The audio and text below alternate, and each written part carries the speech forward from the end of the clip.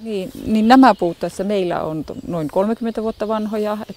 Ja Suomessa ja Pohjoismaissa ja pohjoisissa maissa, missä on talvi, on yleensäkin koivunmahlaa juotu keväisin juuri sen takia, että ihmisillä on ollut puutosta kaikista.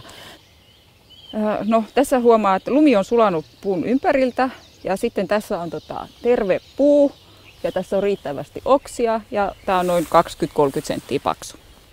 Nyt mä valitsen tästä paikan, noin 2-3 senttiä syvä reikä. Laitan tänne letkun sisään, jonka pitää olla välivuotoja. Ja nyt sitten kohta päästään maistamaan. Onpa hyvän makuista ja raikasta mahlaa suoraan puusta. No se on terveellistä. Siinä on kaikki mineraalit, kivennäiset ja vitamiinit sellaisessa muodossa, että se imeytyy erittäin hyvin ihmisen elimistöön.